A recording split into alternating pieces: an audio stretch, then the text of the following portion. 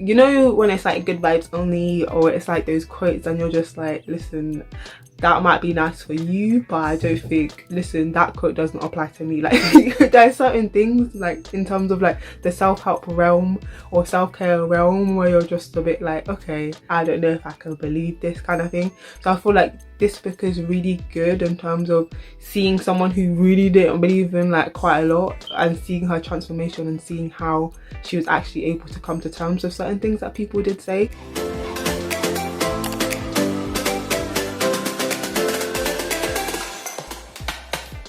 Hi guys, welcome back to Best Vicky Ever, and welcome if you're new here. So I'm gonna get straight into this video because I've been meaning to do this video for the longest. People have been reminding me, but today I'm going to be talking about self-help books. And these self-help books I would actually recommend to people because one of the books I will talk about, which is probably my favorite self-help book, I read alongside therapy, and it was life-changing. It was something that I feel like genuinely improved my general well-being. I also talk about two other books which I read after therapy, which were also good as well. And I just want to say in general, self-help books are really good, especially if you do them alongside something else. So like I said, one of the books that I'm going to talk about I read during therapy, so that was really good. I think you can do this alongside whatever you're doing if you are trying to improve yourself. So for me, I feel like self-help books are really good. I think for me, I kind of see like a correlation between self-help books and religious texts as well. So I feel like if you like read the Bible or the Quran and things like that,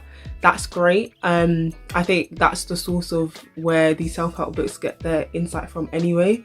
But I would say self-help books are really useful as well. But I would say like if you want some more insight into other practical ways into how to improve your mental well-being, I would say check out self-help books because honestly they do help. I'm not saying replace it with something else like religious texts. Like obviously read the Quran, read the Bible, read other religious texts, that's fine.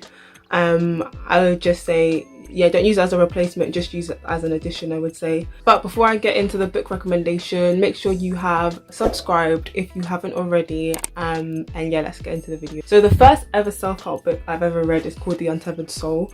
It's by Michael A. Singer, and I read this during therapy. One of the things that kind of drew me to this book, actually, I saw some recommendations online and they said that it's a book that quite a few Christians have actually read, and I was like, okay, let me give that a chance.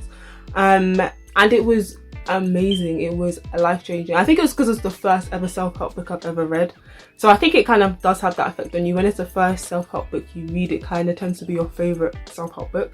But for me, I just felt like it was really good.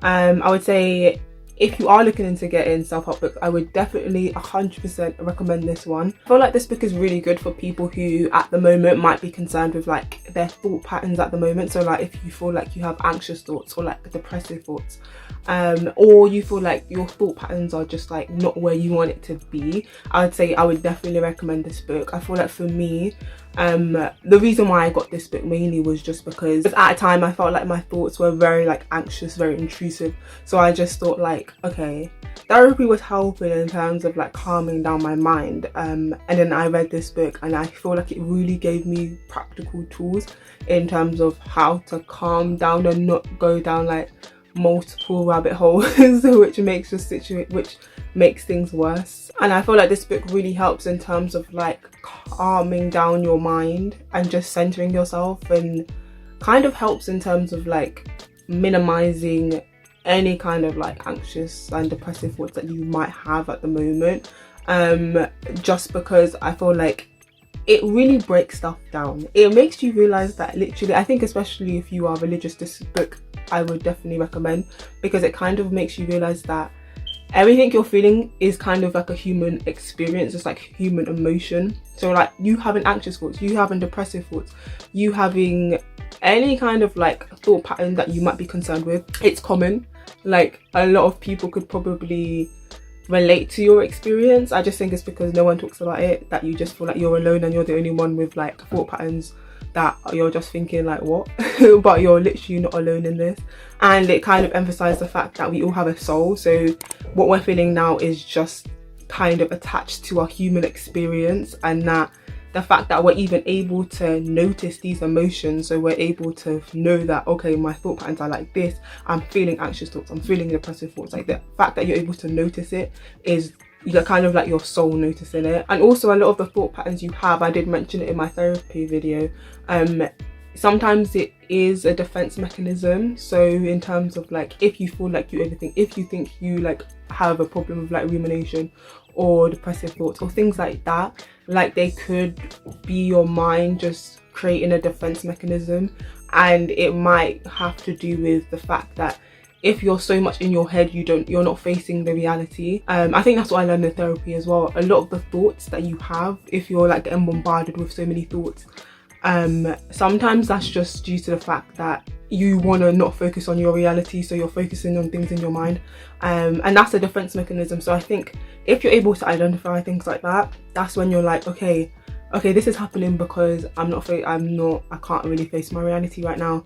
And I think when you catch yourself in that moment, it's easier for you to just do things that make you more present, I would say. Or like if you know that you're not or if you know the reasons as to why maybe you're having these defense mechanisms, you can kind of like center yourself and be like, okay, I'm doing it because of this, and I don't need to do that because I just know I need to just try and stay more present. And the book kind of explores ways in which you can kind of center yourself. There's a few ideas that were explored in this book which I'll briefly touch on, and then you guys can decide whether you actually want to buy the book, but I would definitely recommend it. The first idea was to control your inner roommate.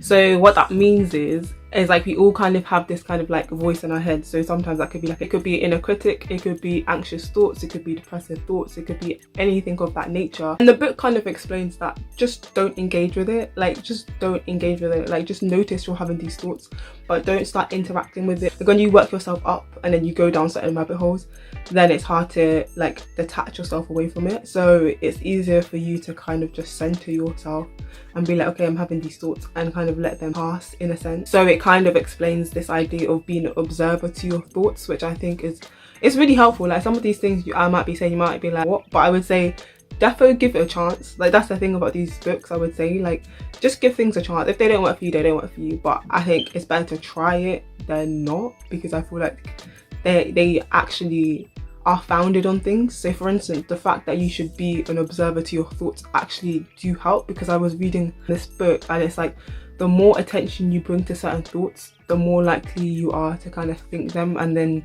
they're creating these patterns, and then it takes unlearning to kind of break all those thought patterns that you've created because you brought so much attention to it. So you just kind of from the jump just observing your thoughts and not attaching like guilt or attaching like anxiety as to, oh, I don't want to think this, kind of does help. So I would say definitely give that a chance and you will see a difference. Obviously it's practice, obviously easier said than done, but I would definitely say it does work. And the second idea I actually liked was the idea of that it's impossible to control the outer world, so try and control your inner world. So like I said, there's a lot of self-help books. I feel like there's a lot of like correlation in terms of like religious texts. Like I feel like, yeah, religious texts are probably like the blueprint and then self-help books kind of like make it a bit more palatable, I would say. So it kind of is an idea you do get from the Bible, and it's like the idea of peace.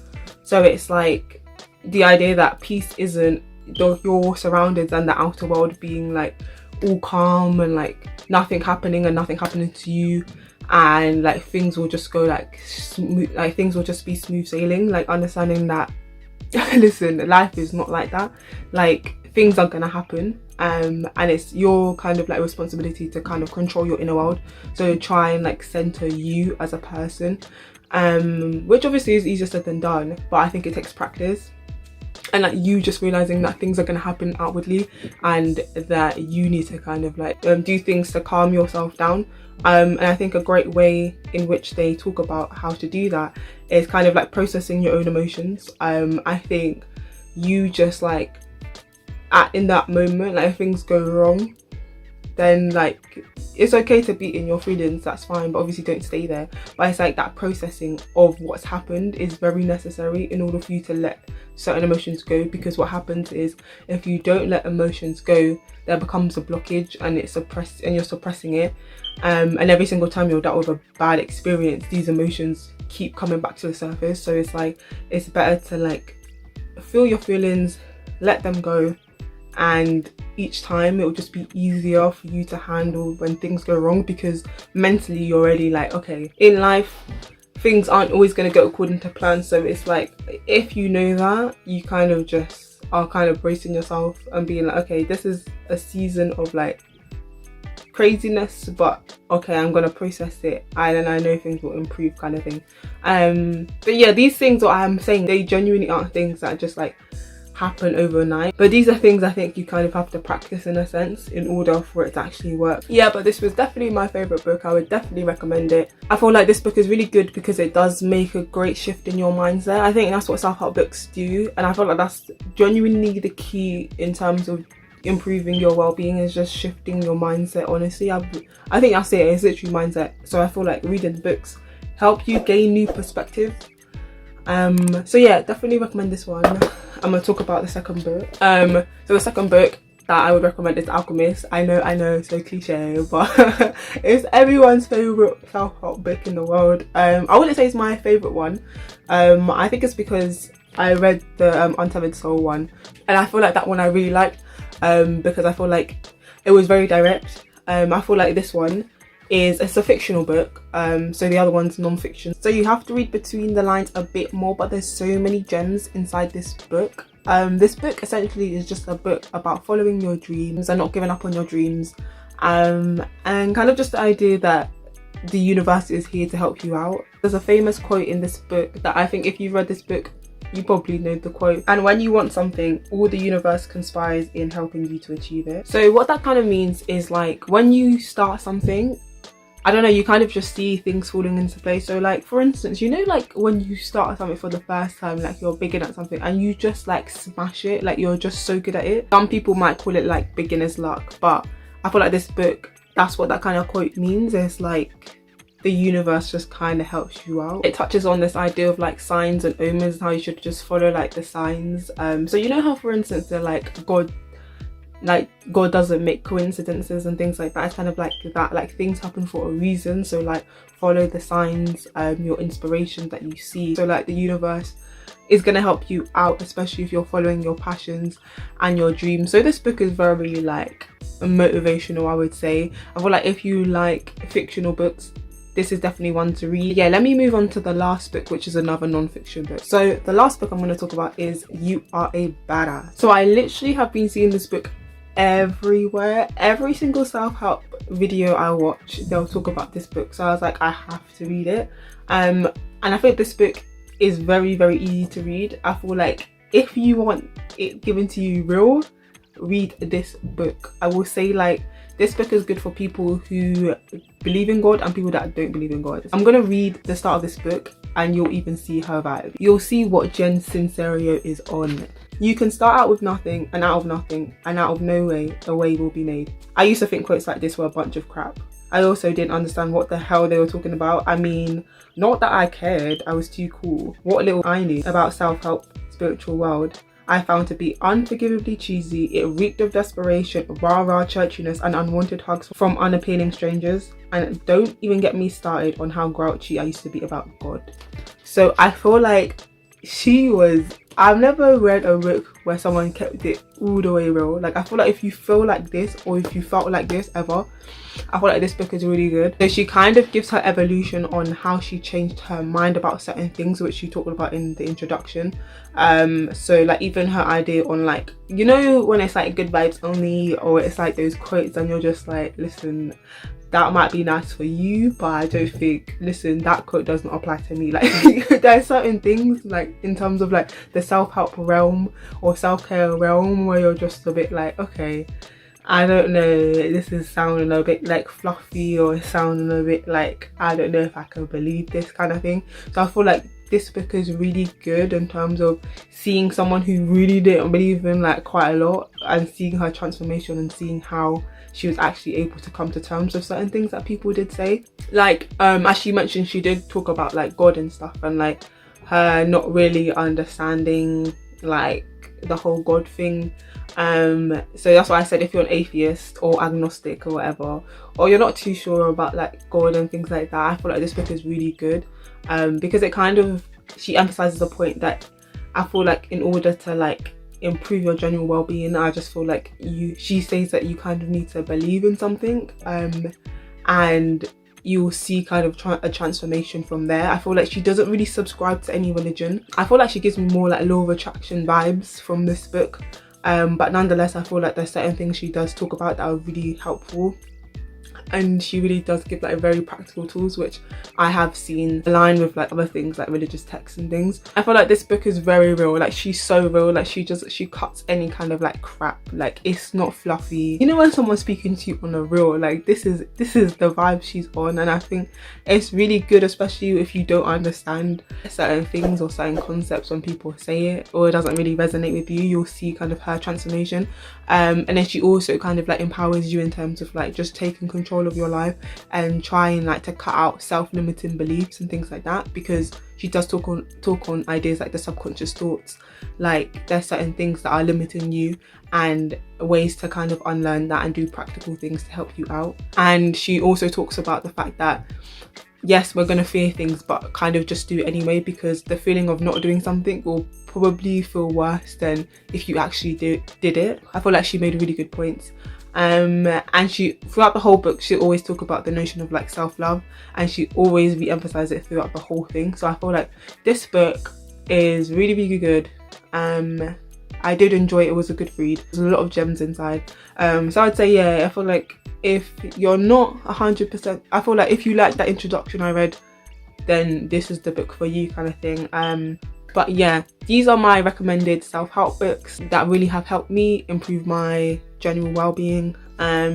So I will leave the links in the description box of how you can get these books. And yeah, I hope you guys actually have got something out of this video. Let me know if you want to see any more like book kind of like videos, I would say. So like I'm reading some like motivational books, so like things like that, or like any kind of books I could recommend. I don't know if you guys want to see that, so comment down below.